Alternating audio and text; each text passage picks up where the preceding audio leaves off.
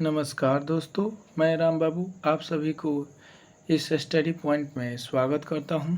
आप पढ़ रहे हैं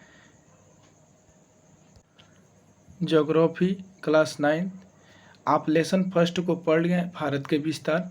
भारत का विस्तार कहां से कितना डिग्री अक्षांश और देशांतर को भी पढ़ लिए हैं। इस चैप्टर में आप पढ़ने वाले हैं भारत के भौतिक स्वरूप, संरचना एवं ऊंचावाच। इस चैप्टर में आपको पूर्ण रूप से जो है मैप के साथ में पढ़ाया जाएगा। एकदम नहीं लगेगा कि आप किसी इंस्टीट्यूट में या फिर विद्यालय में पढ़ रहे हैं। आप ऑनलाइन ऐसा पढ़ना चाहेंगे, जैसा पढ़ना चाहेंगे वैसा ही आपको मिलने वाला है इस वीडियो में। आप वीडियो को बिल्कुल भी स्किप मत कीजिएगा, शुरू से लेकर अंत तक देखिएगा। तब यदि अच्छा लगेगा तो इस चैनल को आप लाइक और सब्सक्राइब कीजिएगा, अन्यथा आप डिसलाइक भी कर सकते हैं। लेकिन हाँ, यदि आपको अच्छा लगता है तो लाइक और सब्सक्राइब किए बगैर नहीं जाइएगा, ये हमारा रिक्वेस्ट है। चलिए टॉपिक को स्टार्ट करते हैं। भारत के भौतिक स्वरूप में क्या बात है। सबसे पहले टॉपिक को स्टार्ट करने से पहले हम ये जान लें कि भारत का जो भौतिक स्वरूप है इसमें कितना परसेंट क्या क्या हिस्सा है। यानी पर्वत, पठार और मैदान, 3 भागों में भारत के भौतिक स्वरूप को डिवाइड करा गया है।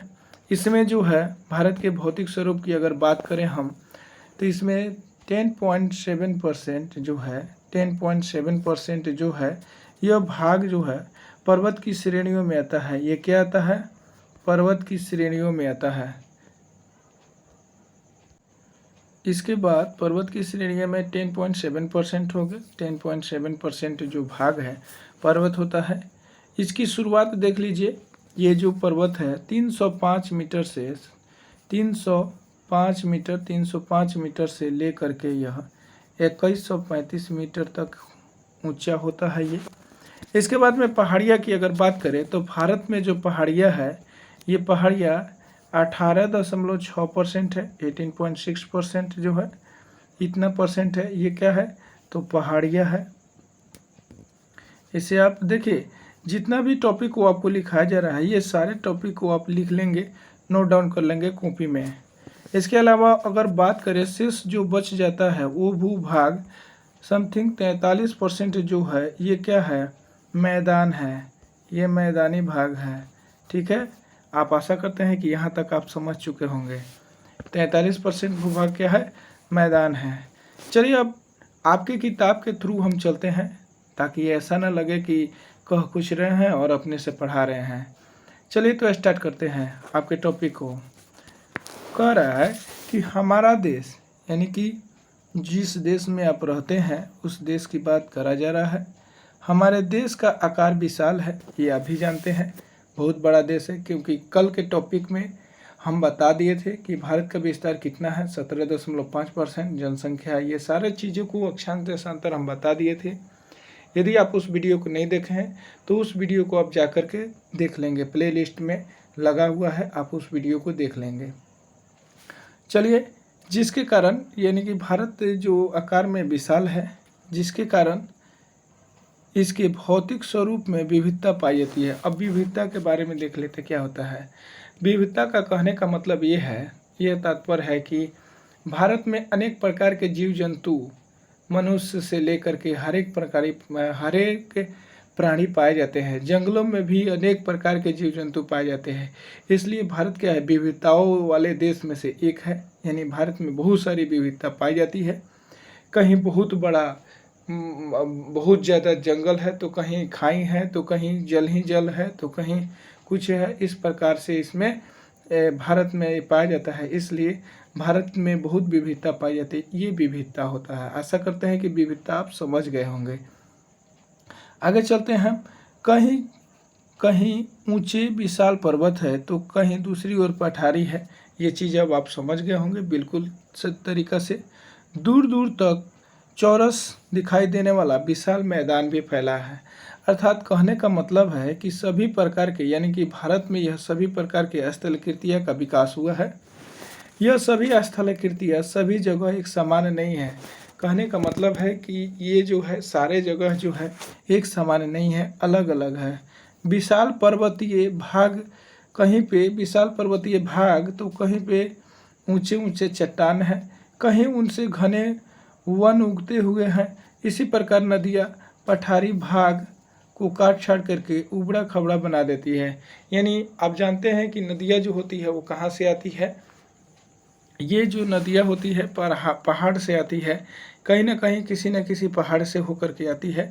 तो ये जहाँ से भी निकलेगी उसे उबड़ खाबड़ ऊंच खाल, ये उबड़ा खबड़ा जगह को बनाइए देगी।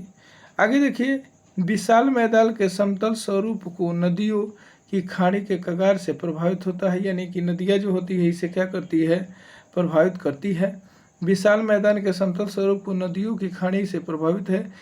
हमें यानी कि इसे हमें मोटे तौर पर चित्र संख्या 2.1 में देख सकते हैं। अभी चित्र संख्या 2.1 आपको दिखा रहे हैं। भारत का वर्तमान भौतिक स्वरूप रेखा तैयार करने या होने में करोड़ों वर्ष लगते हैं, यानी कि लग गए हैं। और इसी लंबी अवधि में भूगर्भीय हलचलों के साथ साथ बाह्य शक्तियों जैसे कि अपक्षय, अपर्दन और निरपेक्ष की भी अहम भूमिका रही है, जिसके कारण भारत में जो है भारत का निर्माण हुआ है। ये देखिए, यही है 2.1। इस मैप को आप देख के समझ सकते हैं। चलिए हम कुछ और आपको एक मैप दिखाते हैं कि ये जो पृथ्वी है इसका विकास कैसे हुआ और भारत के बारे में आपको बता रहे हैं। तो आ जाइए, थोड़ा सा इस मैप को गौर कीजिएगा। पृथ्वी की बनावट, जिस प्रकार से पृथ्वी की बनावट होती है ठीक उसी प्रकार से कहीं ना कहीं भारत भी किसी न किसी प्लेट पर होगा ही। देखिए, पृथ्वी की अगर संरचना की बात करें तो ये देख लीजिए, ये हमारा मान लीजिए पृथ्वी है, और इस पृथ्वी को अगर हम काट करके निकाल लेते हैं तो इसमें जो है ये अलग अलग धातु खनिज पाए जाएंगे। ये सेल अथवा चट्टानें हैं। ये कैसे, कौन सा, ये अवसादी सेल है, ये जलीय व पर्वतीय सेल है, ये अग्नेय सेल है, और ये कायांतरित सेल है, और ये भी क्या है, कायांतरित सेल ही है। अग्नेय सेल बीच में पाई जाती है। इस सभी के बारे में हम पढ़ेंगे कि इसका निर्माण क्या होता है। और ये पतालीय सेल होती है, यानी कि पताल लोक में, जो आप समझ रहे हैं।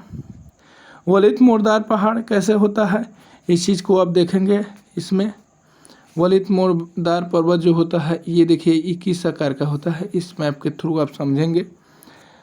तोदे का पहाड़ तथा दरारी पहाड़ी, यानी कि दरार, आप समझते हैं कि दरार आ गया ज़मीनों में, ये दरारी घाटी होती है। कैसे दरार आया है आप इस इमेज को देख के समझ सकते हैं।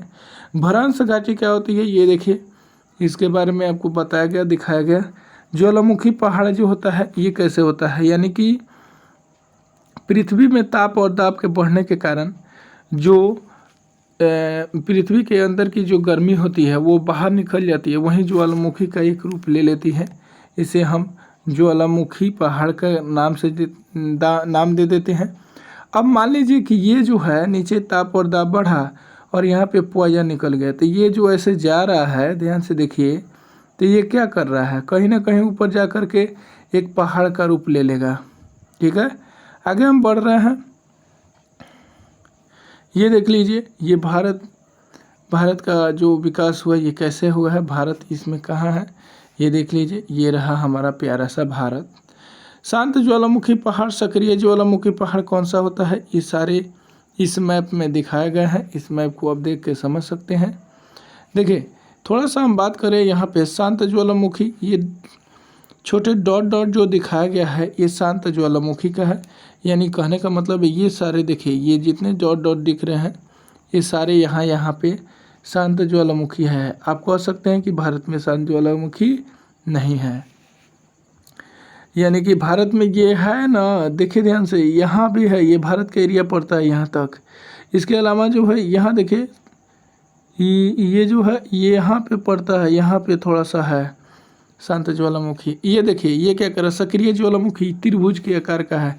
देखिए यहाँ पे त्रिभुज के आकार का, यहाँ पे सबसे ज़्यादा मात्रा में है, यहाँ पे है, फिर इधर है, इस साइड में कहीं ना कहीं दिख रहा है।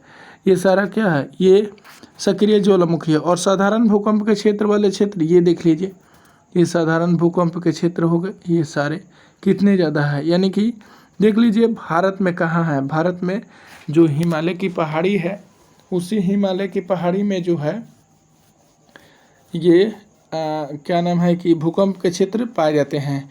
अधिक भूकंप वाले क्षेत्र जहाँ पे ब्लैक ब्लैक दिख रहा है वो अधिक भूकंप वाले क्षेत्र है। यानी कि ये देख लीजिए बिहार लगा हुआ है, बिहार लगा हुआ है अधिक भूकंप वाले क्षेत्र में। आपको बात करें हम भूकंप जो होता है ये कैसे आता है, ये जो पृथ्वी के जो प्लेट है यानी कि जो जिस प्लेट पे कोई देश टिका हुआ है और वो प्लेट जब हिलता है तो ये क्या होता है कि भूकंप आता है। चलिए हम बात करें और आगे, ये जो है हाँ एक और क्वेश्चन बनता है कि भूकंप को किससे के द्वारा मापा जाता है। तो भूकंप को जो है किससे मापते हैं, रिएक्टर स्केल पर मापते हैं भूकंप की झटका को। अब ये देखिए जितने ब्लैक ब्लैक दिख रहे हैं ये भूकंप अधिक भूकंप वाले क्षेत्र हैं। यानी हम एक क्वेश्चन पूछने वाले हैं आप सभी से कि बिहार में यानी कि अपना बिहार में जो है सबसे पहले भूकंप कब आई थी और सबसे विध्वंसकारी भूकंप जो विश्व की सबसे ज़्यादा विध्वंसकारी भूकंप आई थी तो ये जो था 1934 में आया था। 1934 में ये भूकंप आया था और पूरे दुनिया को ये हिला देने वाला भूकंप था। ये इतना खतरनाक था, इसमें बहुत सारे लोग मारे गए थे। चलिए आपको कर्क रेखा, मकर रेखा और विषुवत रेखा के बारे में बताए थे, ये देख लीजिए। कल एक क्वेश्चन भी आपको पोल के माध्यम से पूछा गया था। कर्क रेखा जो है भारत के लगभग बीचों बीच से गुजर रही है। ये देखिए कर्क रेखा है, भारत के लगभग बीचों बीच से गुजर रही है। मकर रेखा देख लीजिए, मकर रेखा 23.5 डिग्री नीचे यानी 0 डिग्री से 23.5 डिग्री नीचे को मकर रेखा कहते हैं और 0 डिग्री से 23.5 डिग्री उत्तर दिशा में ये क्या होता है, कर्क रेखा होता है। और यही कर्क रेखा जो है भारत के लगभग बीचों बीच से होकर के गुजरता है। चलिए आगे देखते हैं टॉपिक पे। अब हम आ जाए, संसारीय ज्वालामुखी और पहाड़ क्या होता है, ये पट्टियाँ क्या होती है, भारत में समुद्री प्रदेशों के आधार में क्या रखा गया है, ये सारी चीज़ है। एक और मैप देख लिए, भूतल पर परिवर्तन आने वाली बाहरी शक्तियाँ क्या है, कैसे परिवर्तन आता है, वर्षा की चट्टानें, ये सारी चीज़ देखिए। मैप के थ्रू थोड़ा सा समझने की कोशिश कीजिए। मार्ग में कंकड़ पत्थर आता है, यानी कि अभी आपको क्या बताया है, जो नदियाँ पहाड़ से होकर के आती है, इस चीज़ को ध्यान से समझिएगा तो बिल्कुल आपको रटना नहीं पड़ेगा और हम आशा करते हैं कि आपको नहीं रटना पड़े। ये देखिए मान लीजिए कि कहीं से कोई ग्लेशियर है और इस ग्लेशियर से कोई नदी आ रही है, ठीक है। अब इस ग्लेशियर से मान लीजिए यहाँ से कोई नदी आ रही है तो ऐसे ऐसे ही नदी आएगी, ये नीला कलर के नहीं आएगी इसलिए नदी को नीला कर दिया है। तो ये ऐसे ऐसे नदी आ रही है, ठीक है। अब बताइए यहाँ पे मान लीजिए कि पहाड़ है और इस पहाड़ी से होकर के आई है तो जाहिर सी बात है कि कहीं ना कहीं ये कंकड़ लेके आई होगी और ये जो कंकड़ लेके आई होगी तो जाहिर सी बात है कि कहीं ना कहीं पहाड़ जो है तो पहाड़ पे जंगलें भी होगा, तो जहाँ जंगल में पत्तियाँ पड़ी रहती है तो ये सारे पत्तियाँ भी उसी में आएगी और कंकड़ भी आएंगी। यानी हमारे कहने का मतलब है कि जो मार्ग में कंकड़ आता है घिस करके आता है, जो पत्थर गोला बन जाता है मैदानी भागों में, वो कहीं ना कहीं प्रवेश करेगा। तो वो क्या करेगा, यानी कि इसमें 2 वैरायटी के यानी जीव जंतु के मलबा भी होगा और इसके अलावा क्या होगा कि पत्थर के कण भी होगा। तो जो नई जलोढ़ मिट्टी होती है तो उसे क्या कहा जाता है, खाद, और जो पुरानी जलोढ़ मिट्टी होता है उसे बांगर कहा जाता है। अब देखिए यहाँ पे कुछ इंपॉर्टेंट बातें लिखी गई है, इसे भी आप नोट डाउन करेंगे, इसे देख लेंगे। मार्ग में कंकड़ आपस में आकर के घिस करके चिपक करके ये अंगुले हो जाती है। नदी मैदानी भाग में प्रवेश करता है तो ये चिपकने लगता है, चिपक करके पत्थर वहीं पे क्या होता है, रुक जाता है, रेत के कण बाहर निकलने लगते हैं। अब नदी अपना एक किनारा काटती हुई दूसरी ओर बहती है, रेत मिट्टी छता जाती है यानी कि अलग अलग हो जाती है। पेट पर भी यानी कि पेटे पर भी मिट्टी बिछाती है, यानी कहीं ना कहीं मिट्टी को बिछा देगी। इसके अलावा बात करें बाढ़ के दिनों में नदी दूर दूर तक क्या होती है, मिट्टियाँ फैला देती है। इसके आगे हम देखें क्या बातें हैं इसमें, बालू के टीले हवा के में स्थान बदल देते हैं। लहरें क्या होती है, ये क्या होता है, जो हवा है, हवा की बात करें वाइंड, ये हवा क्या करती है, कहीं ना कहीं से बालू भी उड़ा के लेके आती है और ये बालू कहीं ना कहीं ले जा करके पीट देती है। जैसे कि ये रेगिस्तानी एरिया में होता है। पानी आप समझ ही रहे हैं, वर्षा के पानी कैसे क्या लेके आती है, ये सारी चीज़ें है इसमें। चलिए अब आगे हम बात करते हैं, टॉपिक को बढ़ाते हुए चलते हैं। हिम नदी क्या होती है, ये सारे आप देखिए मैप के थ्रू। ये रिफ्ट घाटी यू का आकार की होती है, हिम नदी की बनाई हुई आकृति। इस मैप को ध्यान से आप पढ़ेंगे, ध्यान से देखेंगे। हिम वाला क्षेत्र यानी कि हिम का मतलब है बर्फ़, जहाँ पे बर्फ़ जमी रहती है, ये हिम नदी कहलाती है। ये हिम नदी यहाँ से निकल करके अब हिम से ये क्या निकलती है पानी, और कहीं ना कहीं जाके जमा होगी, जिसे क्या कहा जाता है, झील कहा जाता है। जिसे क्या कहा जाएगा, झील। अब यहाँ से कंकरी मिट्टी भी निकल के आएगी, जैसे जैसे बहेगी वैसे वैसे नदी भी निक्षेप हो जाएगा, नदी निक्षेप का निर्माण करेगा। ये यू का आकार की घाटी, भ्रंश घाटी जो होती है, इसे कहा जाता है। ये देखिए यू के जैसा बन गया है ना। आगे और हम देखते हैं, इसे फिर से समझा सकते हैं हम बाद में अगर टॉपिक में है तो। ये क्या क्या हिम क्षेत्र का निर्माण किया, इसके आगे और हम टॉपिक को बढ़ाते हैं। जलप्रपात क्या होता है, जलप्रपात का कहने का मतलब है कि कोई नदी अगर ऊपर से आ रही है और बीच में, जैसे कि आप जानते हैं कि ये नदी कैसे ऐसे आ रही है, ठीक है। अब यहाँ पे क्या करी, गिरी, तो यहाँ पे गिरी तो क्या डायरेक्टली ऐसे नहीं ना जाती है, नहीं जाती है। ये क्या होती है, सबसे पहले यहाँ गिरती है तो यहाँ पे गड्ढा खोद देती है। अब यहाँ पे जो गड्ढा खोद देगी तो फिर यहाँ से ऐसे होकर के नदियाँ वापस ऐसे जाती है, और फिर अपने बराबरी में भी जा सकती है, ये कोई बड़ी बात नहीं है। लेकिन ये क्या होती है, नदियाँ हमेशा नीची ढलानों में ही जाती है। ये देखिए ऐसे जा रही है, तो ये क्या है, जलप्रपात तो ये हुआ ना। तो यहाँ से मृदु चट्टानें अवकाश छठ के नदियाँ बना देती है। मृदु चट्टानें नीचे बना दी और कठोर चट्टान ये ऊपर वाला है। और यहाँ पे देखिए समुद्र की लहरों की क्रिया कैसे हुई है, तो ये अंदर जा कर के ये देखिए, ये यही लहर है, इसी को लहर कहा जाता है, समुद्र की पानी की लहर। ऐसे तो आप पिक्चरों में देखे होंगे कि कैसे लहर आती है, ऐसे ही लहर ऐसे ऐसे ऐसे ऐसे ऐसे जाती है, ऐसे ऐसे ऐसे।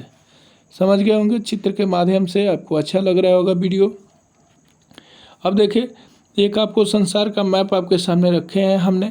संसार के पश्चिमी पूर्वी गोलार्ध में भारत, आपको कल बताए थे वीडियो में कि एशिया महादेश के बारे में, विश्व के महादेशों के बारे में। तो ये देखिए, ये जो मैप है आपका, ये मैप जो है विश्व का मैप है।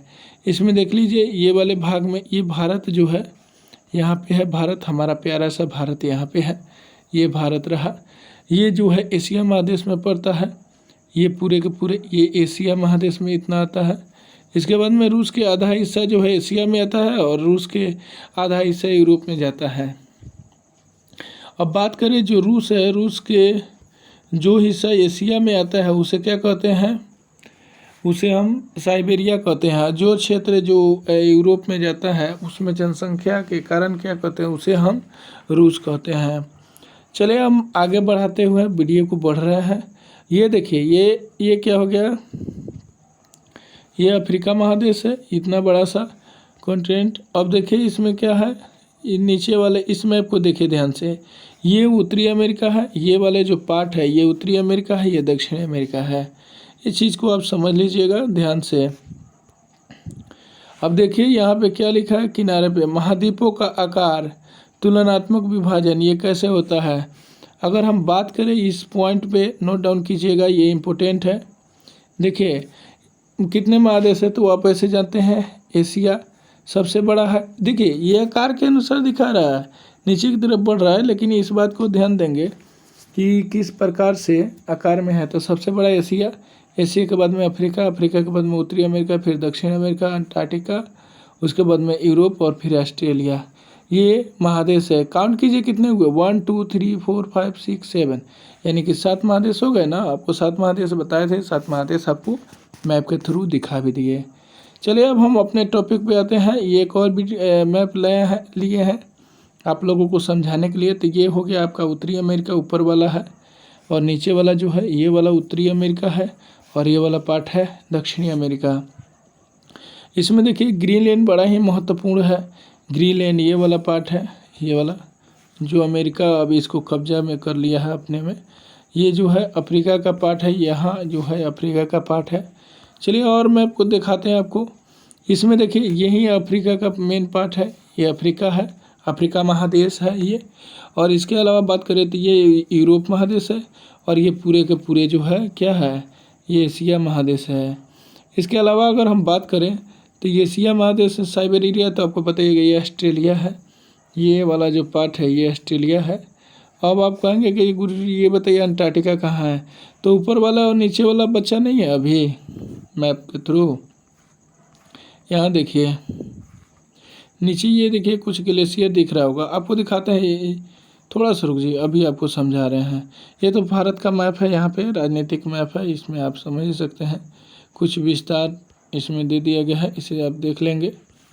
ये देखिए जमीन है, ध्यान से देख सकते हैं कि एक चीज़ कौन कहाँ है, ये आप समझ सकते हैं। चलिए ठीक है, यदि आपको वीडियो अच्छा लग रहा होगा तो ज़रूर एक छोटा सा कमेंट कीजिएगा कि नाइस सर, अच्छा सर, बहुत बढ़िया, ऐसा कुछ ज़रूर कमेंट कीजिएगा। चलिए आगे देखते हैं, हम टॉपिक को आते हैं अपने जहाँ पे पढ़ाई कर रहे थे वहाँ पे चले आते हैं। ये आपको एक छोटा सा इमेजिंग दिखाए हैं ताकि ऐसे ऐसे देश है, आपको अभी बता रहे हैं। ये देखिए, ये रहा अंटार्कटिका, ये वाला पॉइंट देखिए, देखिए ध्यान से आप, ये है अंटार्कटिका, ये रहा अंटार्कटिका, समझ गए दोस्तों। और ये देखिए अंटार्कटिका समझ गए ना, तो ये आर्कटिक, ये नीचे वाला ये तो ग्रीनलैंड है वैसे। अब इसी वाले क्षेत्र में क्या होगा, कहीं ना कहीं आर्कटिक महादेश होगा। इस वाले मैप में देख लीजिए, ये अंटार्कटिका हो गया, ये इसी के आर्कटिक महासागर होगा। और एक बात ध्यान रहे, दक्षिणी ध्रुव महाद्वीप भी से बोला जाता है अंटार्कटिका को, और उत्तरी ध्रुव महादेश इसको बोला जाता है। क्या नाम है इसमें देखिए, ग्रीनलैंड आप समझ गए हैं मैप को। आप वीडियो को रुक करके पूछ करके बैक जा करके आप देख सकते हैं, बार बार इसे देखिएगा, आपको समझ में आ जाएगी।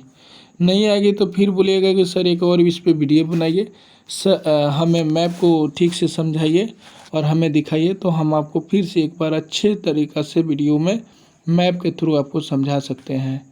लेकिन एक कमेंट ज़रूर कीजिएगा, सबसे पहले हमें तो सब्सक्राइब कीजिए सर। चलिए आगे बढ़ते हैं, हम थोड़े पॉइंट पे आते हैं। भूगर्भ शास्त्रियों ने भारत के भौतिक स्वरूप के निर्माण को बताने की कोशिश की है। इस संदर्भ में कई सिद्धांत प्रचलित है, परंतु वर्तमान में अधिकतर भूगर्भ शास्त्रियों ने प्लेट विवर्तकनी का सिद्धांत दिया, यानी कि कहने का मतलब है प्लेट टाइटेनिक थ्योरी दिया था। अब ये क्वेश्चन पूछा जाता है कि प्लेट टाइटेनिक थ्योरी किसने दिया था, तो हैरी हेंस नाम के एक व्यक्ति है, हेंस इसका नाम ही है। ये जो क्या किए थे, प्लेट विवर्तकनी का सिद्धांत दिए थे और ये वैलिड हो गया था, ये जो है ये वैलिड हो गया था। चलिए आगे बढ़ते हैं इसमें। चलिए देखिए, इसमें इस सिद्धांत के अनुसार संपूर्ण भूपट्टी कई प्लेटों में विभाजित है। भारत का प्रायद्वीपीय पठार इसी का एक हिस्सा है। चलिए आगे देखते हैं इसमें क्या दिया गया है। प्लेट विवर्तकनी के सिद्धांत के संबंध में कुछ मोटे मोटे पॉइंट हैं, इसे आप नोट डाउन कर लेंगे।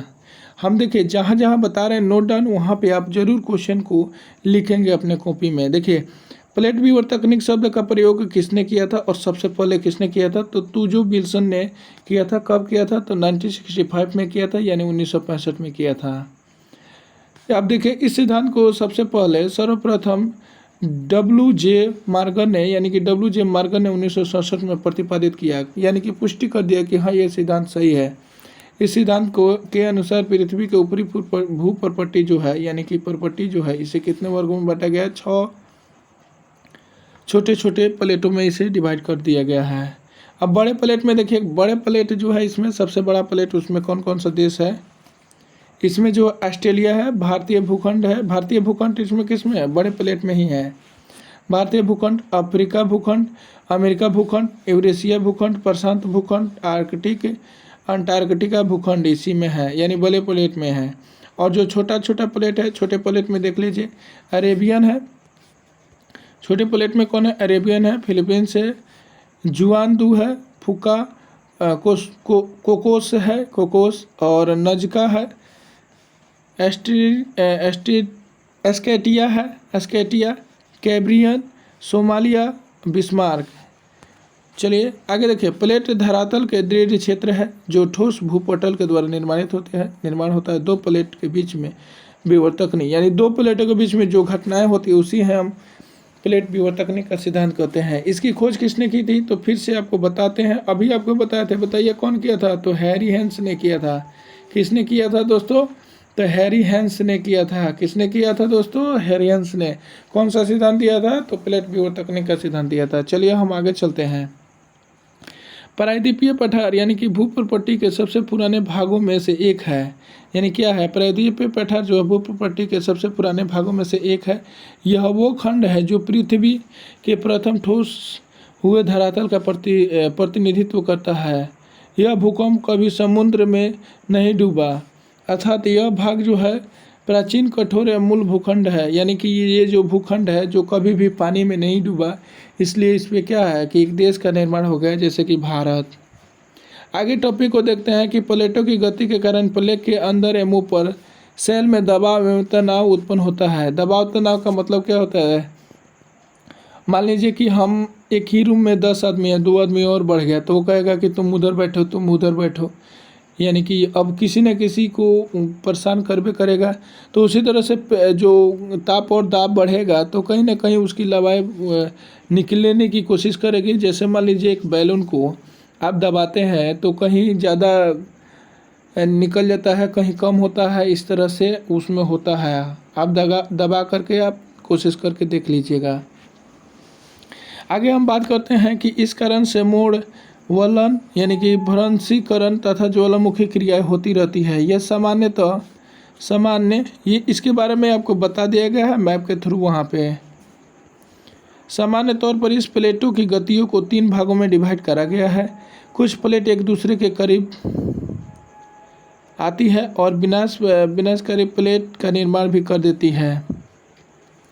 क्या करती है कि कुछ प्लेटें जो होती है एक दूसरे के बीच जब आती है तो विनाशकारी रूप ले लेती है, जिससे क्या होता है, लोगों में क्षति, जनमान की हानि होने लगती है। अब देखिए, विनाशकारी प्लेट सीमांती का निर्माण करती है। कुछ प्लेटें एक दूसरे से दूर जाती है, यानी कि कुछ प्लेटें क्या होती है, दूर जाएगी, और जब दूर जाएगी तो और समुद्र के बीच में कोई देश बन जाएगा। समझ में आ रहा है ना। चलिए आगे देखिए। तब निर्माण प्लेट सीमांत का निर्माण करता है, परंतु जब दो प्लेटें एक दूसरे से रगड़ने लगती है, विपरीत दिशा में जाती है, तो वो अक्षांशीय प्लेट सीमांत कहते हैं।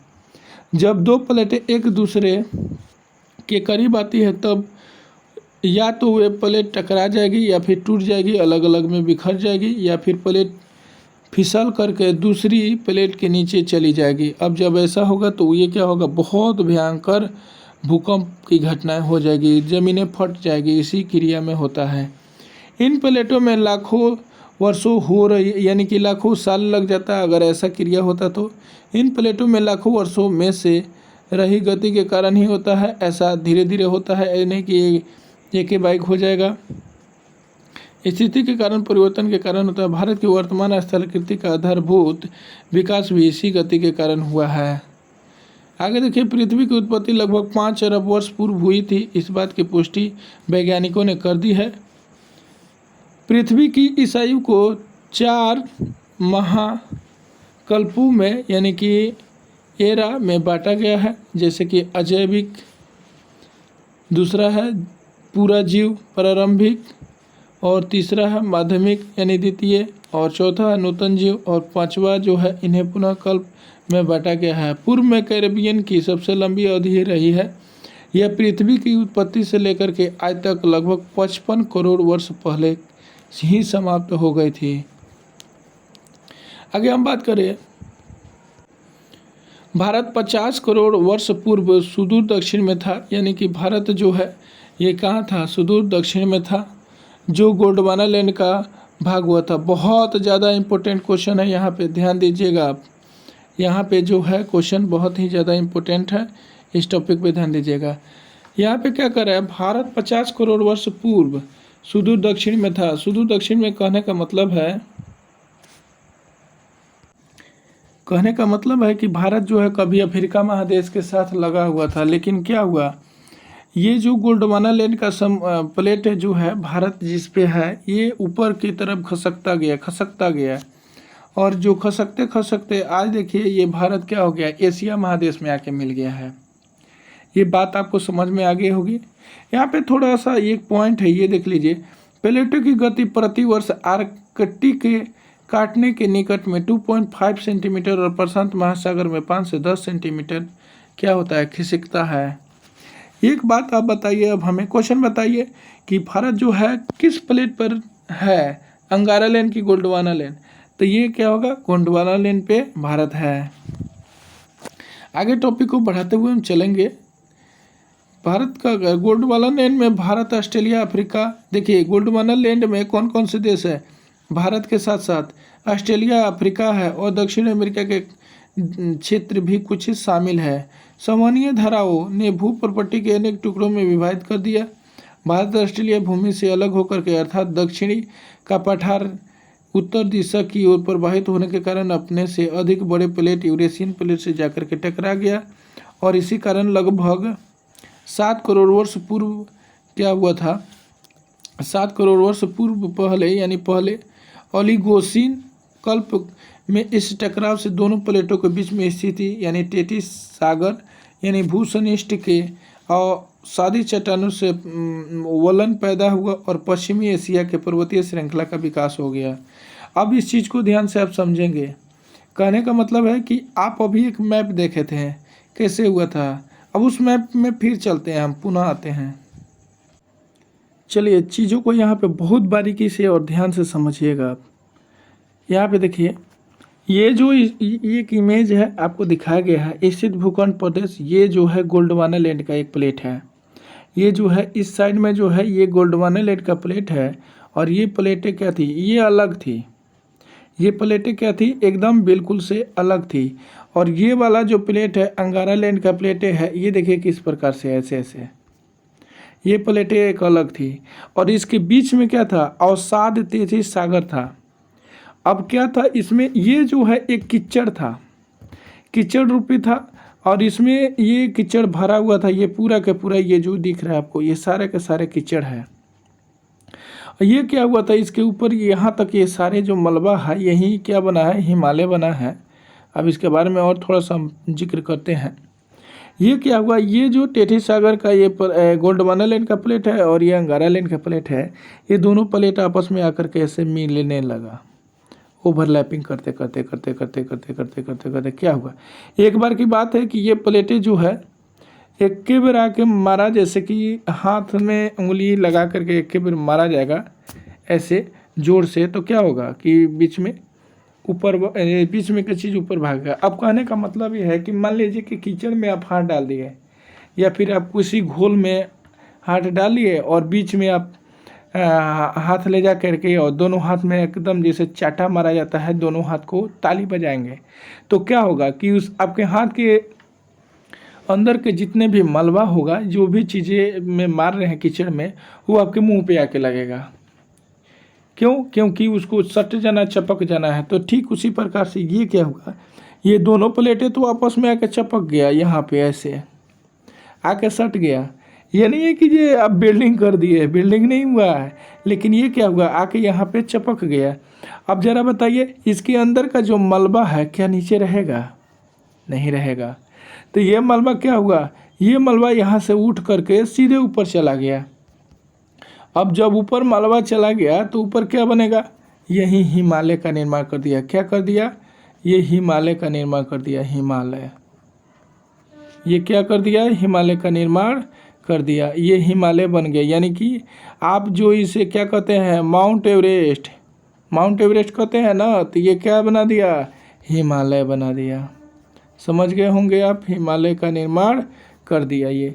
अब ये हिमालय बन गया, यानी कि ये विश्व का सबसे ऊंचा चोटी का निर्माण कर दिया, ये माउंट एवरेस्ट की चोटी, जो कि आज इसकी ऊंचाई कितनी है, 8,850 मीटर। वैसे तो चाइना इसे 8,848 मीटर बताता है, लेकिन ये क्या हुआ, एक शोध हुआ है इसमें, इसकी ऊंचाई बताया गया 8,850 मीटर। चलिए थोड़ा सा और इस कुछ इमेज आपको दिखाते हैं। ये वीडियो जो ज्योग्राफी का बहुत ही इंपॉर्टेंट है, बिल्कुल स्किप मत कीजिएगा, आपको बहुत ही अच्छा चीज़ इसमें मिलने वाला है। आप सभी एक इमेज को और देखिए और इसे समझिए, आप कुछ न कुछ अच्छा सीखेंगे।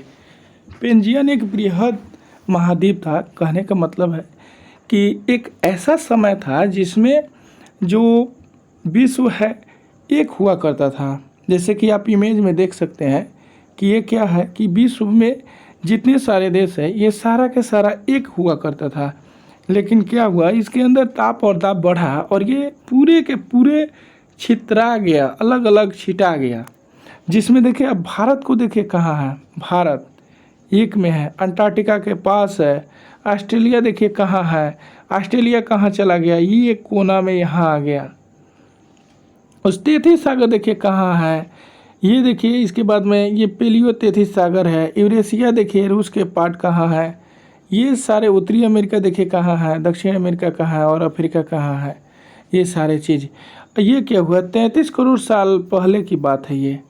ये जो इमेज है आप जो देख रहे हैं, ये इमेज 33 साल करोड़ पहले की बात है। ठीक है, चलिए आपको और कुछ एक इमेज दिखाते हैं। ज़रा आप इस इमेज को देखिए, आपको क्या समझ में आ रहा है। ये देखिए, ये जो गोल्डवाना लेन का ये पार्ट है, यहाँ पे ध्यान दीजिएगा, ये गोल्डवाना लेन का ये। वैसे तो इस चीज़ को समझ लीजिए, ये इमेज जो है 20 करोड़ साल पहले का इमेज है। त्रियासी काल का है ये, 20 करोड़ साल पहले। और ये जो है गोल्डवाना लैंड का समूह है, ये गोल्डवाना लैंड का पार्ट है।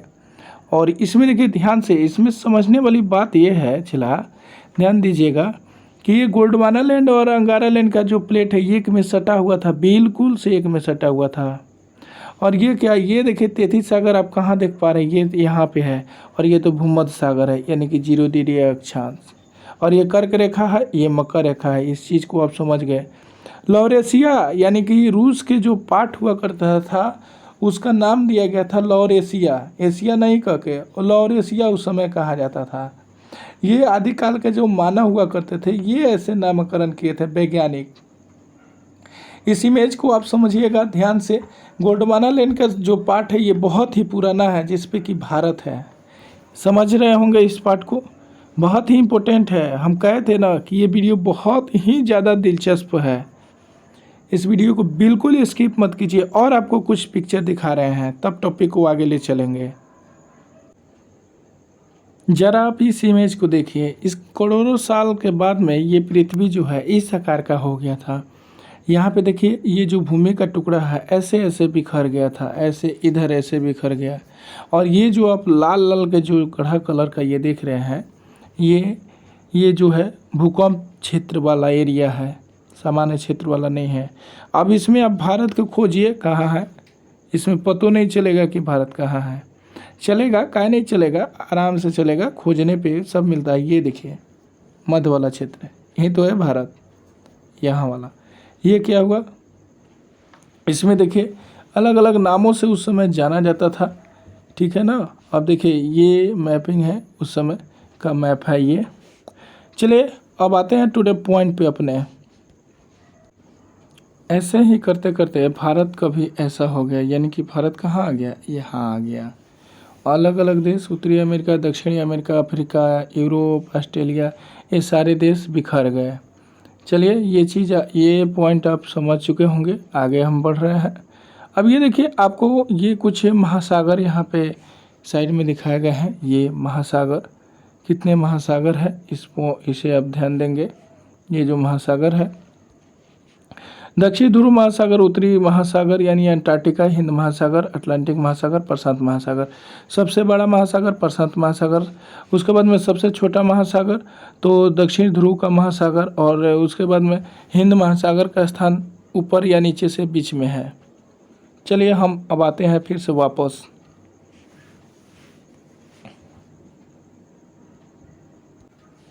चलिए देखिए अब क्या कर रहा है टॉपिक। पूर्व में भूखंड पर केवल एक ही भूखंड था जिसे पेंजिया कहा जाता है। पेंजिया के बारे में अभी आपको दिखा दिए। इसके उत्तरी भाग को अंगारा लैंड और दक्षिणी भाग को गोल्डवाना लैंड कहा जाता था। इसके मध्य भाग को तैतीस सागर भी आपको इमेज में दिखाया। अभी ये तुरंत अगर नहीं समझ में आ रहा है तैतीस सागर कहाँ है, मध्य भाग में है कि नहीं है, ये वाले भाग आपको नहीं समझ में आ रहा है तो आप इस वीडियो को पीछे करके थोड़ा सा देख लीजिएगा। प्रायद्वीपीय पठार गोंडवाना लैंड का अंश है और वास्तव में यही भाग भारत के आधार भूमि भी है। चलिए आगे हम बढ़ाते हैं टॉपिक को भारत भूमि के बारे में। हिमालय के उठने वाले हिमालय के ऊपर उठने तथा इसके दक्षिण में तैथी सागर के शेष भाग के नीचे मुड़ने तथा इनमें अवसादों के निरपेक्ष के कारण एक बहुत बड़ी द्रोणी बेसिन का निर्माण हुआ। इसके बाद पूर्वी चट्टानें दक्षिणी पठारों में बहने वाली नदियाँ अवसाद के द्रोणी निरपेक्ष से होने वाले भूभाग का विकास हुआ। भारत का विशाल मैदान यही कहलाया। ये रहा भारत के विशाल मैदान। ये वाला पार्ट जो है आप भारत के विशाल मैदान को देख रहे हैं, ये देख लीजिए आप। ये आपका ये जो बुक का मैप है ये वाला है भारत का विशाल मैदान। और आप इमेज को पीछे से करके आप देख सकते हैं, बैक करके वीडियो को, इस चीज़ को। कर्नूल पर्वत, ये देख लीजिए कर्नूल पर्वत है। ये कर्नूल पर्वत हो गया। तिब्बत का पठार बीच वाले तैथी सागर यहीं था। अब ये तैथी इधर वाला, ये देखिए ये मैप है। ये मैप में क्या बताया जा रहा है आपको, इस मैप को ध्यान से समझिए। वही मैप है जो आपको वहाँ पे दिखाए थे। ये क्या है, गोंडवाना लैंड, और ये क्या है, अंगारा लैंड। ये प्लेट क्या है, अंगारा लैंड, ये है गोंडवाना लैंड। अब ये क्या आपस में टकराया, अब आपस में टकराते टकराते टकराते टकराते धीरे धीरे धीरे धीरे धीरे धीरे धीरे आपस में आकर लड़ गया। और लड़ने के बाद में बीच वाला ये पार्ट जो है ये ऊपर उठ गया और यहीं क्या बना दिया, ये तिब्बत का पठार बना दिया और हिमालय का निर्माण कर दिया। चलिए आगे देखते हैं। एक आपको हिमालय का एक पिक्चर आपको दिखाना चाहेंगे ताकि आप चीज़ों को अच्छी तरीक़ा से समझ लें। थोड़ा सा पहले और आगे हम बढ़ा देते हैं। सागरों से टकराती लहरों और देखिए यहाँ पे क्या कह रहा है, थोड़ा सा इसे छोटा का स्क्रॉल करते हैं। सागरों से टकराती लहरें और पठार से निकलने वाली नदियाँ की अवसाद निरपेक्ष से समुद्री मैदान का विकास हुआ। अंडमान निकोबार द्वीप समूह निमज्जित उच्च पर्वतीय अवशेष है, जबकि प्रायद्वीपीय लक्षद्वीप का निर्माण परवाल निरपेक्ष से हुआ है। यहाँ पे क्वेश्चन करा जाएगा कि लक्षद्वीप का निर्माण कैसे हुआ, तो ये किससे हुआ, निरपेक्ष से हुआ है। ये जो मलबा है, मलबा जैसे कि आप बोला जाता है मलबा उसे क्या बोला जाता है, अभी आपको बता रहे हैं। उसे क्या कहा जाता है, परवाल भित्ति कहा जाता है। यानी कि घोड़े के नाल के परवाल भित्ति कहाँ पे विश्व में कहाँ पे पाई जाती है, ये जो है यहीं लक्षद्वीप में ये परवाल भित्ति पाई जाती है। ये बहुत ही इंपॉर्टेंट पॉइंट है।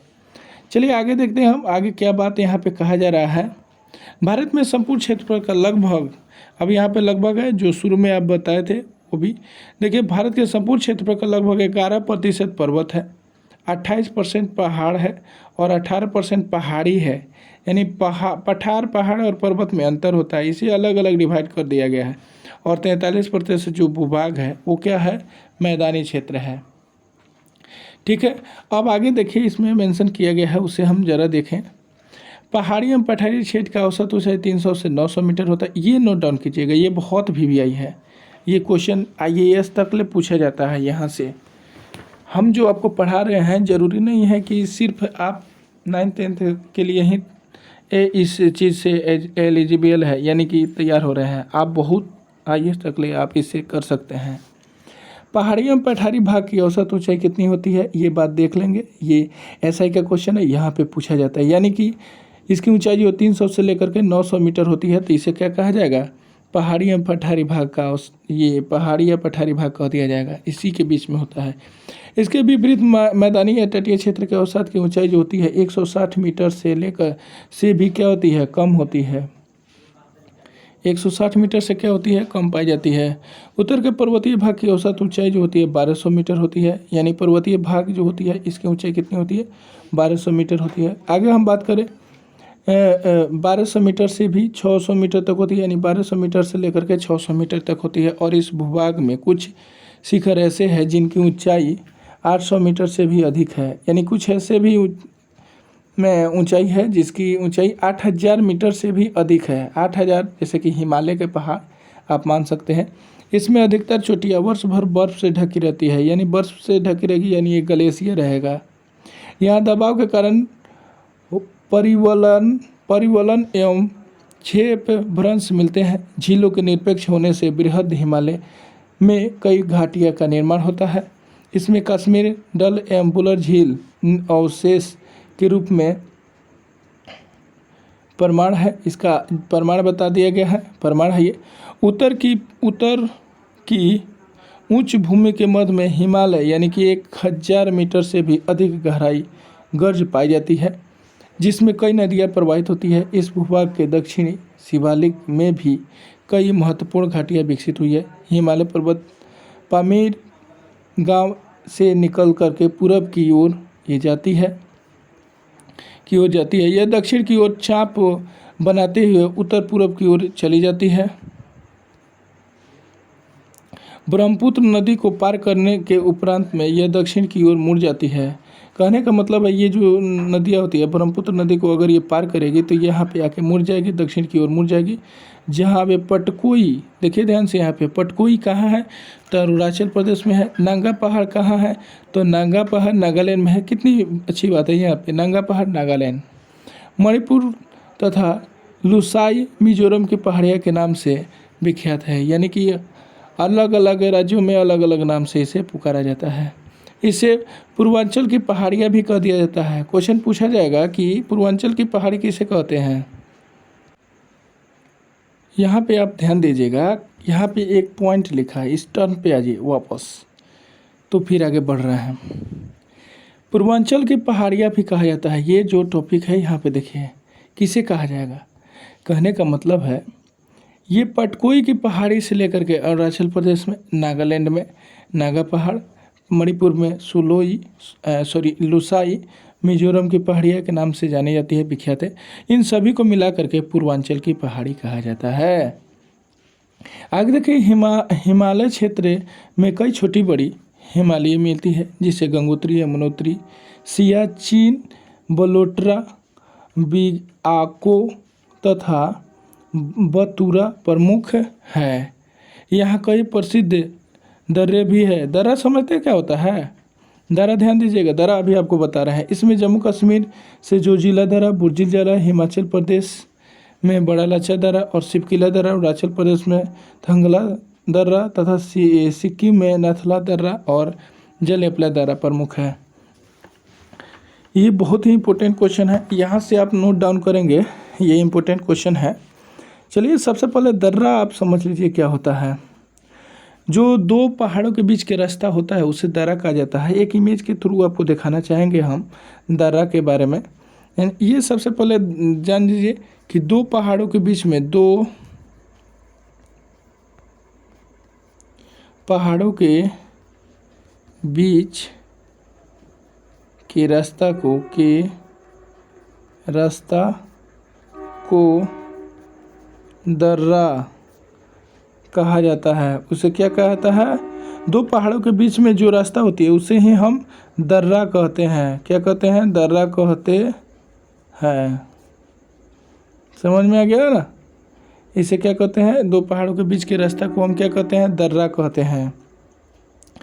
अब इसमें नोट डाउन कीजिएगा, अभी हम एक दर्रा का इमेज आपको दिखा देंगे। सबसे पहले यहाँ पे नोट डाउन आप कर लीजिएगा, पहले आप इमेज देख लीजिए।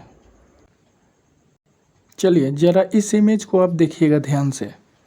ये जो इमेज है, इब्राहिम बाबा जो हैं यहीं काट काट करके पहाड़ को एक रास्ता बना रहे हैं, जिसके द्वारा आप लोग या फिर हम सभी, कोई भी आदमी इस रास्ता से आसानी से जा सकता है। हुआ यूँ कि उसके उस पठा, यानी कि कहने का मतलब है कि इस पठा क्या है, कोई पहाड़ी, कोई बस्ती बसी होगी और इस पहाड़ी में, इस साइड वाला में अब क्या होगा कि मान लीजिए कि यहाँ से वहाँ जाने के लिए इस पहाड़ पे नहीं कोई चढ़ेगा। अब उधर कोई काम कर रहा है तो ये कैसे जाएगा? ऐसे पार करके जाएगा, यानी कि इतना ऊपर चढ़ो फिर उतरो, नहीं तो 2 किलोमीटर इधर जाओ, फिर 5 किलोमीटर इधर आओ, फिर ऐसे होके जाओ, फिर ऐसे होते हुए फिर यहाँ पे आ जाओ। तो ये क्या हो रहा है? इससे क्या पता चल रहा है कि ये इतना जो हम फिर इधर जाए, ऐसे ऐसे हो कर के आए, तो क्यों नहीं हम सीधे जाए?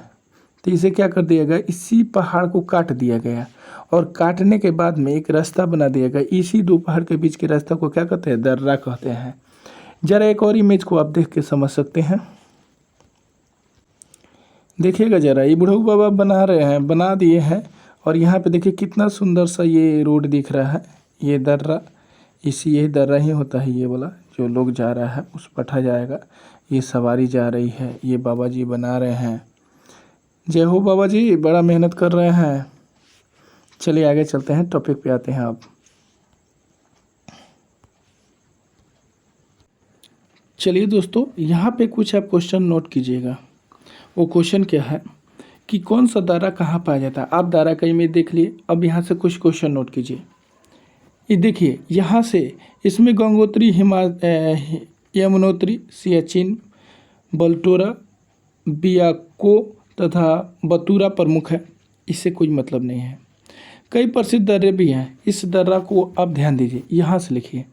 जम्मू कश्मीर में कौन सा दर्रा पाया जाता है, तो जोजिला दर्रा और बुर्जिल दर्रा, यहाँ से नोट डाउन कीजिए। हिमाचल प्रदेश में कौन सा दर्रा पाया जाता है, तो ये देखिए बड़ा लच्छा दर्रा और सिपकिला दर्रा। और अरुणाचल प्रदेश में कौन सा दर्रा पाया जाता है, तो थांगला दर्रा और सिक्किम दर्रा। और नाथुला दर्रा कहाँ पाया जाता है, तो ये देखिए अरुणाचल में पाया जाता है नाथुला दर्रा। और सिक्किम में देख लीजिए, सिक्किम में यहाँ से सिक्किम वाला नाथुला दर्रा और जलेपले दर्रा सिक्किम में। एक बार और, उत्तराखंड में जो दर्रा पाया जाता है, ये कौन सा दर्रा, थांगला दर्रा। सिक्किम में नाथुला और जलेपला। और यहाँ पे देख लीजिए सिपकिला दर्रा कहाँ पाया जाता है, हिमाचल प्रदेश में। बड़ा लच्छा दर्रा भी हिमाचल प्रदेश में है। चलिए आगे बढ़ते हैं, नेक्स्ट टॉपिक पे आते हैं। उत्तर पूर्वी, यहाँ पे देखिए क्या कर रहा है, टॉपिक कह रहा है हमारा उत्तर पूर्वीय भाग के दक्षिण विशाल पर्वत भूभाग है, जो गंगा, सिंधु एवं ब्रह्मपुत्र और उसकी सहायक नदियों से तलछटों के निरपेक्ष से बना है। यानी नदियों के तलछट से, यानी कि लाई हुई मिट्टियों से इसका निर्माण जो है हुआ है। आगे देखिए, इसकी औसत गहराई, यानी कि इसकी जो है, इसकी गहराई जो है 460 मीटर है। औसत गहराई है, यानी कि औसत का मतलब क्या होता है कि मैक्सिमम इतना है, इससे ज़्यादा है, लेकिन इससे क्या है, इससे कम भी हो सकता है, इससे ज़्यादा भी हो सकता है। इसे औसत कहा जाता है। यानी कि मान लीजिए कि अगर पूछा जाए कि 3 लड़कों की औसत आयु 13 है, तो मैक्सिमम औसत का मतलब बीच का, यानी कि 1 2 3, तो इनका औसत अगर कह दिया जाए तो तीनों को जोड़ दीजिए और 1 2 3 से भाग दे दीजिए, तो 3 2 5 1 6, तो 6/3, तो 6/3 तो काटिएगा तो क्या आएगा, 2 आएगा। तो ये औसत हो गया। तो औसत कितना हुआ, चला तो 2 हुआ। चलिए, चीज़ों को समझ गए होंगे, आगे हम बढ़ रहे हैं।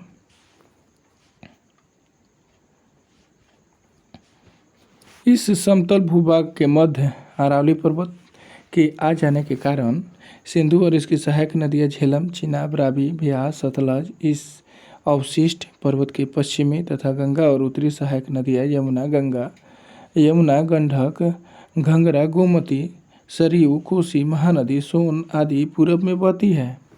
यहाँ पे बहुत ही इम्पोर्टेंट नदी है, टॉपिक है, इसे आप देखेंगे। पूरब की ओर बहने वाली नदियाँ, ये क्वेश्चन पूछा जाता है। ये इतना इम्पोर्टेंट है कि यूपीएससी में भी ये क्वेश्चन पूछा जाता है।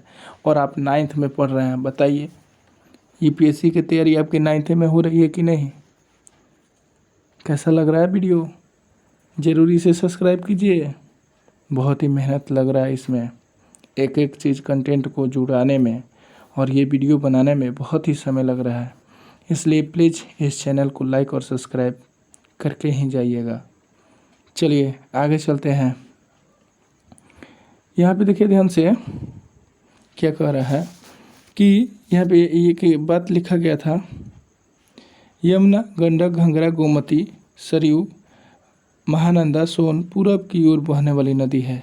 यानी यहाँ से देखिए, ये किसकी सहायक नदी है, सिंधु और इसकी सहायक नदी। देखिए, इस समतल भूभाग के मध्य अरावली पर्वत के आ जाने के कारण सिंधु और इसकी सहायक नदियाँ, यानी ये सारे सिंधु की सहायक नदियाँ हैं। कौन कौन है, तो झेलम है, चिनाब है, रावी है, ब्यास है, सतलज है और अवशिष्ट पर्वत के पश्चिमी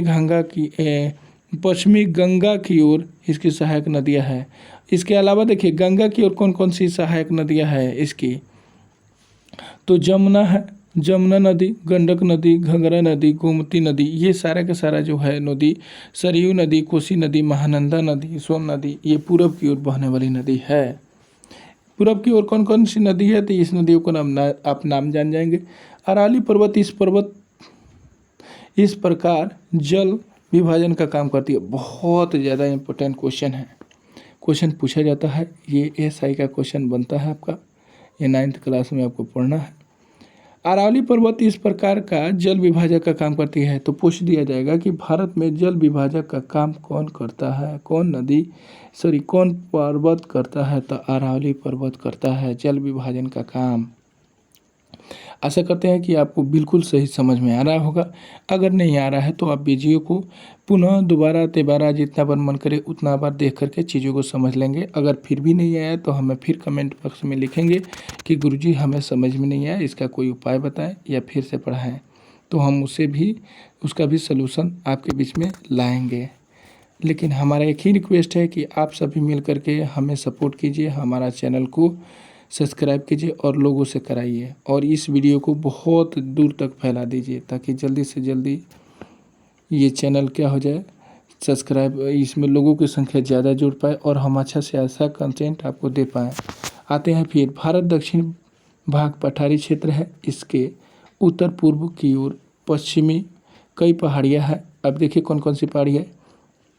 इस क्षेत्र की औसत ऊंचाई कितनी है, 500 से 707 मीटर 750 मीटर तक की है। नर्मदा नदी संपूर्ण पठारी क्षेत्र को 2 भागों में बांटती है। क्वेश्चन पूछेगा कौन सी नदी पठारी क्षेत्र को 2 भागों में बांटती है, तो यहाँ पे क्वेश्चन क्या हो गया, कौन सी नदी 2 पठारी क्षेत्रों को भागों में बांटती है, तो नर्मदा नदी हो गया। जैसे कि यहाँ पे अरावली नदी से क्वेश्चन बना था, यहाँ पे नोट डाउन आप कर लेंगे, अरावली नदी वाला और यहाँ पे क्या हो गया, नर्मदा नदी वाला। ये दोनों पॉइंट इंपॉर्टेंट है। आगे हम बढ़ जाते हैं। संपूर्ण पठारी क्षेत्र को 2 भागों में बांट देती है। सतपुड़ा के दक्षिण ताप्ती नदी की घाटी है। नर्मदा और ताप्ती नदियों ने संकीर्ण कछारी मैदान का निर्माण किया है। ये दोनों नदियाँ ब्रह्मस घाटी से होकर के बहती है। इस पठारी क्षेत्र के पूर्वी सीमा पर विध्वंस पर्वत है। विंध्याचल का पर्वत उसके उत्तरी सीमा में है। इसके कई पश्चिमी और पूर्व में पहाड़ियाँ हैं। पश्चिम में पश्चिम घाटी पर्वत पहाड़ी सह्याद्री के नाम से जानी जाती है, प्रसिद्ध है। ये 3 प्रमुख दर्रे हैं। अब देखिए यहाँ से बहुत इंपॉर्टेंट क्वेश्चन पूछे जाते हैं। कौन सी, तो क्वेश्चन यहाँ से ये पढ़ते हैं, पश्चिम में पश्चिम घाट के सह्याद्री के नाम से जाना जाता है। यानी कि इसके पश्चिम में थोड़ा सा पीछे आइए और इसे देखिए क्या टॉपिक है। यहाँ से क्वेश्चन क्या निकलते हैं। सतपुड़ा के दक्षिण में ताप्ती नदी की घाटी है। यहाँ सब तक समझ में आ गया। नर्मदा और ताप्ती नदियाँ के संकीर्ण कछारी मैदान का निर्माण करता है। ये दोनों नदियाँ ब्रह्मस घाटी से होकर के बहती है। अब ब्रह्मस घाटी क्या होता है, इसे आपको एक इमेज के द्वारा आपको दिखाए थे, उसे आप पुनः पीछे करके और आप देखिए ब्रह्मस घाटी क्या होती है। जैसे मान लीजिए आपको बता दें, ऐसे ऊपर की तरफ एक नदी आ रही है, थोड़ा सा हम कलर चेंज कर लें। अब देखिए ध्यान से, ये नदी जो ऐसे आ रही थी, अब ये ब्रह्मस नदी कैसे, ये इस पे ये नदी आ रही है, ऐसे नदी आ रही है। अब इसके अंदर से ऐसे होकर के नदी बहती है, ऐसे इसके अंदर गाज बना दी और यहाँ पे क्या हुई, यहाँ पे ये पानी का मार्ग बन गया यहाँ से ऐसे। अब यहाँ से जो पानी बन गया,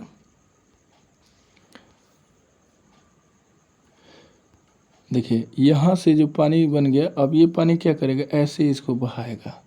अब यहाँ से गाज बना दिया, यही ब्रह्मस घाटी कहलाता है। यहाँ से ऐसे बहते हुए ये नदी निकल जाएगी। चीज़ें समझ में आ गई होगी। फिर से आप एक बार देख लेंगे। ऐसे एक नदी आती है और ये नदियाँ क्या होगी, ऐसे गाज बनाती है और ऐसे चली जाती है। ये ब्रह्मस घाटी कहलाता है। और इसके आसपास में क्या कुछ गांव शहर भी बस सकते हैं, जिसे दोआब क्षेत्र कहा जाता है। चलिए हम आगे बढ़ रहे हैं।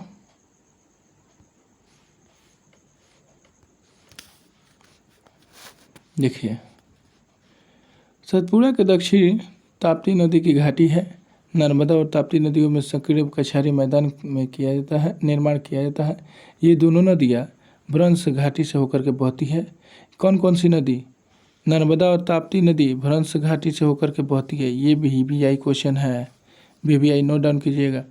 भ्रंश घाटी से होकर के बहने वाली नदियाँ कौन सी है भारत की? तो दो नदियाँ, नर्मदा और ताप्ती। और ये क्या करती है? एक्सुअरी बनाती है, यानी कि ये डेल्टा नहीं बनाती है, ये एक्सुअरी बनाती है। ये क्या होता है कि डेल्टा क्या होता है कि जो नदियों अपने बीच में कहीं ना कहीं टीला बना दिया उसे डेल्टा कहते हैं, लेकिन एक्सुअरी ये बनाती है, ये ले जा करके कहीं ना कहीं फेंक देती है। अब देखिए, इस पठारी क्षेत्र के उत्तरी सीमा पर विंध्याचल पर्वत है। आपको एक्सुअरी का फोटो दिखा दें, रुकिए आपको देखते हैं, कोशिश करते हैं उसको दिखाने के लिए। देखिए जरा इस इमेज को देखिए, ये एक्सुअरी नदी है। ये नदियाँ क्या की, ये पत्थर उथल लाई और ये क्या कर दी, कहीं ना कहीं ले आके फेंक दी।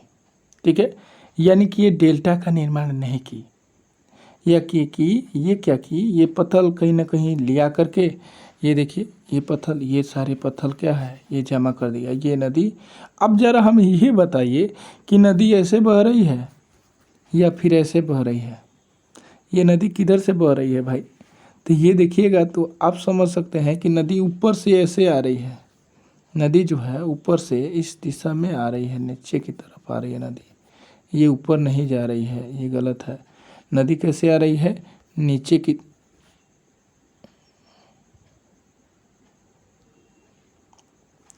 नदी कैसे आ रही है? ये नदी जो है नीचे की तरफ आ रही है। समझ गए होंगे। अब जरा आप इस इमेज को देखिए, ये क्या किया, इसके गार्ज बना दिया, ये गार्ज बना दिया है। अब ये गार्ज किया, ये गार्ज बना दिया ना, ये गार्ज बना दिया। गार्ज का मतलब गाज, और इसके किनारे किनारे के जंगल लगे, कितने अच्छे जंगल लग रहे हैं ना, अच्छे जंगल। अब ये गार्ज जो बना दिया, ऐसे नदी बह रही है, ये नीचे की तरफ जा रही है, ये पत्थर वत्थर फेंक देगा, ये क्या होगा? एक्सुअरी।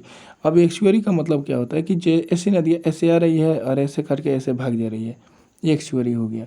यानी ई वकार की घाटी बना दिया। ई वकार आप पढ़े हैं ना अभी, ये तुरंत कुछ देर पहले ही ई वकार पढ़े हैं, एक्सुअरी बना दिया है। और जो कुछ होती है वो क्या करती है? डेल्टा बनाती है। डेल्टा का मतलब कहीं ना कहीं मिट्टी बिछा दी और उस मिट्टी पे जंगल बच जाएंगे, जैसे कि सुंदरवन का डेल्टा आप सुने होंगे। सबसे बड़ा डेल्टा है सुंदरवन का डेल्टा, जो पश्चिम बंगाल में है। चलिए आगे चलते हैं, यहाँ से हम चलेंगे फिर से वापस। नर्मदा नदी पठारी क्षेत्र को 2 भागों में बांटती है। ये क्वेश्चन बना, आपको बता दिया। सतपुड़ा की दक्षिणी ताप्ती नदी की घाटी है। यह नर्मदा नदी तब 2 नदियों में संकीर्ण के कछारी मैदान में निर्माण कर देती है। ये दोनों नदियाँ भ्रंश घाटी से होकर के बहती है। इस पठारी क्षेत्र में उत्तरी सीमा तक में विंध्याचल पर्वत है। इस पश्चिमी से पूर्व में कई पहाड़ियाँ स्थित है। पश्चिमी के घाट में पश्चिमी घाट पर्वत सह्याद्री के नाम से जाना जाता है। यहाँ से क्वेश्चन आपको बना, ये बहुत ही इंपॉर्टेंट क्वेश्चन है। पश्चिमी में देखिए, पश्चिमी में जो है, पश्चिमी घाट के पर्वत को किस नाम से जाना जाता है? तो सह्याद्री के नाम से जाना जाता है। यह क्या है? ये प्रसिद्ध है। ठीक है, ये 3 प्रमुख दर्रे हैं। आगे देखिए, थोड़ा सा इसे स्क्रॉल कर लेते ऊपर। यहाँ पे क्या है? 3 प्रमुख दर्रे हैं। अब ये दर्रे कौन कौन से हैं? इस दर्रे को देखेंगे, थाल घाट, भोर घाट और पाल घाट के नाम से जाना जाता है। ये कहाँ पे है? पश्चिमी घाट पे है। ये पश्चिमी घाट यानी सह्याद्री पे ये है। सह्याद्री पर थाल घाट, भोर घाट और पाल घाट है। ये बहुत ज़्यादा इम्पोर्टेंट है, बहुत ज़्यादा इम्पोर्टेंट है। ये SI में भी ये क्वेश्चन पूछा जाता है, इतना समझ लीजिए कितना इम्पोर्टेंट है। यानी थाल घाट, भोर घाट और पाल घाट के नाम से जाना जाता है। ये किस पहाड़ी पे है? तो सह्याद्री पहाड़ी है, जो कि पश्चिमी में पड़ता है। अब आगे देखिए, इसमें क्या मेंशन करा गया है। पूरब से, अब देखिए पूरब में पूर्वी घाट की पहाड़ी है। पहाड़ी अधिक कटी छटी है। यहाँ की पहाड़ियों को काट छाट के गोदावरी, कृष्णा, कावेरी नदियाँ बहती है। यानी पूरब की ओर बहने वाली नदी पूछ देगा, तो पूरब की ओर कौन कौन सी नदी बहती है? तो महानदी, कृष्णा, गोदावरी और कावेरी नदी बहती है। और उपजाऊ मैदान का भी निर्माण करती है। प्रमुख पहाड़ियाँ का महेंद्रगिरी जो पहाड़ है वो आंध्र प्रदेश के नालामलाई पालकोंडा और बेल्लीकुंडा तथा तमिलनाडु का अन्नामलाई, पंचामलाई, शिवराय, पलामलाई, बेल्लागिरी उल्लेखनीय है। यहाँ से क्वेश्चन ये बनते हैं चला, ये ध्यान दीजिएगा क्या क्वेश्चन बनते हैं। यहाँ से बहुत ही इंपॉर्टेंट क्वेश्चन बनता है। देखिए आपको बताते हैं कैसे क्वेश्चन बनेगा। नलामलाई की पहाड़ी कहाँ है, ये पूछेगा। ये तो सबसे पहली बात ये सब पहाड़ी है, तो नलामलाई की पहाड़ी क्या है, ये नलामलाई है। ये पहाड़ी कहाँ पाई जाती है, तो ये आंध्र प्रदेश में पाई जाती है। ये क्वेश्चन समझ में आ गया। अब देखिए उड़ीसा में कौन सी पहाड़ी पाई जाती है, उड़ीसा में महेंद्रगिरी की पहाड़ी पाई जाती है। इसके अलावा देखिए पालकोंडा की अगर हम बात करें, पालकोंडा पे देखिए ये बेल्लीकुंडा तथा तमिलनाडु का एक अन्नामलाई, यानी कि ये क्या है, अन्नामलाई तमिलनाडु में पाई जाती है। और इसके साथ में 50 मलाई और शिवराय की पहाड़ी है जो पालानी बेल्लामलाई में उल्लेखनीय है। ये ऐसे ऐसे क्वेश्चन पूछे जाते हैं। चलिए हम नेक्स्ट पेज पे आते हैं। दक्षिण के पठार के पूर्वी और पश्चिमी की किनारे तटीय मैदान का विकास हुआ। पश्चिमी में यह मैदान संकीर्ण एवं कटा छटा है, यानी कि संकीर्ण है, ये सामान्य नहीं है, जबकि पूरब में चौड़ा एवं समतल है। कच्छ के रण में मैदान में समुद्री निरपेक्ष में उज्जमन से है बना है, ये इसका निर्माण हुआ है।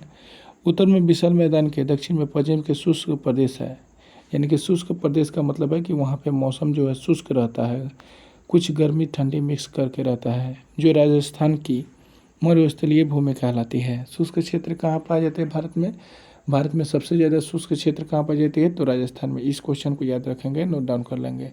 भारत में सबसे ज़्यादा शुष्क क्षेत्र कहाँ पाई जाती है, तो राजस्थान में।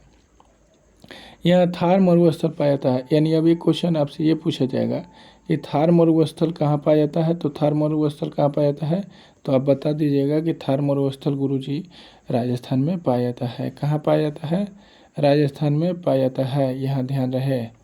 आगे देखिए, यहाँ रेतों के अनेक टीले मिलते हैं जो वायु की दिशा लंबवत में फैला देती है। दक्षिण भाग में यहाँ पे बहुत ही तेज हवाएं चलती है। यहाँ बालू की टीले को ढाल बहावों की दिशा की ओर लंबी, सरल और लहरदार भी बनाती है, किंतु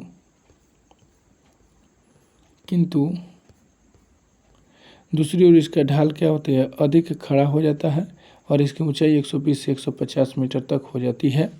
भौतिक विभाजन के आधार पर समान तौर पर भारत को निम्नलिखित वर्गों में डिवाइड किया गया। कितने वर्गों में डिवाइड किया गया है, 6 भागों में। ये आप थोड़ा सा इमेज को देख लेंगे, आपको इसी इमेज में समझ लेना चाहिए। ये जो है हिमालय का ये पार्ट है, ये जो है आपको दिखाया गया है, ये हिमालय का पार्ट है पूरा का पूरा, जो कि भारत में पड़ता है। ये भारत के हिमालय की पार्ट है, ठीक है। आगे आते हैं हम। भौतिक विभागों में ये क्या किया, समान तौर पर भारत को 6 भागों में बांटा गया। अब कौन कौन से क्षेत्र, ये देख लीजिए। हिमालयी पर्वत की श्रेणी, उत्तर का विशाल मैदान, दक्षिण का पठार, तटीय मैदान, भारतीय मरुस्थलीय क्षेत्र। ये एक एक करके हम अब यहीं तक आज वीडियो को रहने देते हैं, फिर कल हम आपके वीडियो को लाएंगे। यदि आपको वीडियो ये थोड़ा भी हेल्पफुल लगा हो तो प्लीज़ दोस्त इसे सब्सक्राइब ज़रूर करें और चैनल को आगे बढ़ाएं। हमें बहुत सपोर्ट मिलता है आपके सब्सक्राइब करने से, और बेल आइकन को दबा दें ताकि आगे आने वाला नोटिफिकेशन आपको मिले। हम इतना बारीकी से पढ़ाना चाहते हैं ताकि आपको ये न लगे कि हमें किसी कोचिंग संस्थान में पढ़ना ही जाना है। आप ऐसे भी पढ़ सकते हैं घर पे रहे हुए। और उन लड़कियों से रिक्वेस्ट है कि यदि आप इस वीडियो को देख रही हैं तो आप ऐसे लड़कियों के पास भेजें जो किसी इंस्टीट्यूट में नहीं जा सकती है, उनको ज़रूर भेजें, ज़रूर और ज़रूर भेजें। आप देख सकते हैं कि इस वीडियो में कितना अच्छा से कंटेंट दिया गया है और कितने अच्छे से पढ़ाए गए हैं। आप सभी से एक ही रिक्वेस्ट है बार बार कि आप इस वीडियो को ज़्यादा से ज़्यादा शेयर करें और इसे इतना फैला दें कि इस हर आदमी के पास ये वीडियो पहुंच जाए। चलिए फिर हम मिलते हैं। Take care, best of luck, thank you.